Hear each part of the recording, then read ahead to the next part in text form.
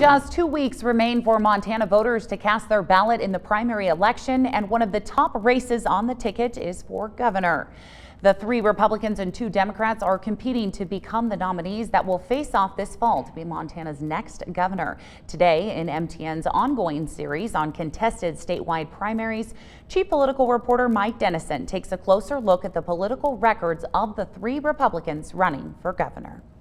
The GOP primary for governor has 3 men with extensive records as public office holders: Attorney General Tim Fox, Congressman Greg Gianforte, and State Senator Al Olszewski of Kalispell. In his nearly 8 years as Attorney General, Fox points to many things he considers as accomplishments. He helped block Obama-era water and clean power regulations that he called federal overreach. He's launched a broad effort against substance abuse, including laws to reduce repeat DUI offenders and crack down on opioid prescriptions. And his office has increased tracking of sexual assault evidence and cases. Gianforte has a strong record of supporting President Trump in Congress. In the current Congress, on about 70 key votes, he has supported the president 96% of the time. Most of those are no votes on Democratic initiatives, such as voting against increasing the minimum wage, against federal negotiation of prescription drug prices, or against impeachment of the president. He also points to his sponsorship of bills that protect popular wildlands in south central Montana and that provided recognition to the Little Shell Indian tribe. A report by the group ProPublica says Gianforte missed more votes than all but 30 House members in the current Congress.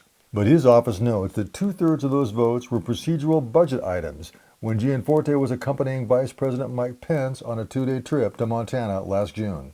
Olszewski, an orthopedic surgeon, has been able to pass 11 of the 31 bills he has introduced during his 6-year career in the legislature.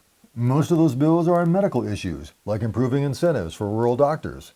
But he also sponsored the bill that led to Montana voters restricting who could pick up their voted absentee ballots.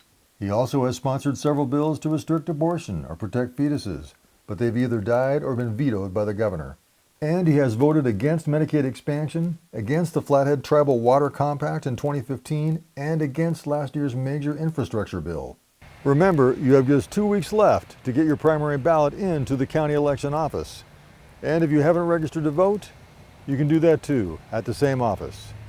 At the Capitol, Mike Dennison, MTN News. In this year's all-mail primary election, ballots must be returned by mail or in person by June 2nd at 8 p.m.